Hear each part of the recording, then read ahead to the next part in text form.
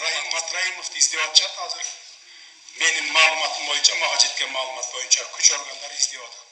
Төртүнчү суроо бул жалпы эле журналисттерге тиешелүү. Ушу коркутуулар, Садыр Жапаровду колдобосоң, башка кылып кетебиз, талкалап кетебиз деп жалпы эле мына журналисттердин баардыгы калпай турбайт, аябай коркутуу түшүп атат. Жеке өзүмдү Азаттык радиосу редакциясынын атынан айтсам, биз мыйзамдуулук жана акыйкаттуулук үчүн биздин чыккан редакциядагы макала, баяндардын баардыгын карап көрсөңүз, эч бир күчкө жок, биз мыйзамдуулукту гана аныктап атабыз. Ошол боюнча журналисттердин коопсуздугу айрыкча кандай сакталат? Сөз эркиндиги жөнүндө дагы ушу сөзүңүздү элдин алдында алып алсак. Азаттык анча мынча бурмалап берген материалыңарды мен да окудум. Анча мынча бурмалап берип атасыңар фактыларды. Ошон үчүн балким ошентсе керек да. Башка журналисттерге эч кандай кысым да болгон жок, мындай кандай десем мен бир ушундай фейковый маалыматтарды тараткан үчүн ушундай болот да. Эми мындай да журналисттер.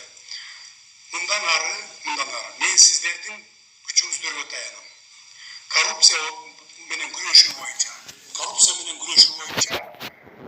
сиздердин жардамыңыздар керек болот. Мисалы буга чейин баардык баягындай коррупция менен аралашкан моменттерди тартып, мисалы жана Али Токтакуновдун программасы жөнүндө айтып атам да. Ошондой болгон учурда кайра аны менен ошолорго рахмат айтыштын ордуна кайра аларды каралап бийлик тараптан ушундай болгон учурлар болгон да. Эми мындан ары ар бир журналисттин ошондой иликтөөсү болсо, иликтеңиздер, коррупцияны иликтеп, тактап, бир жактылуу болбосун, сиздерден суранам, бир жактылуу болбосун, тактап, качан гана фактыларды далилдеп 100% бергениңиздерде сөзсүз түрдө мейли ким болбосун, жазага тартылат.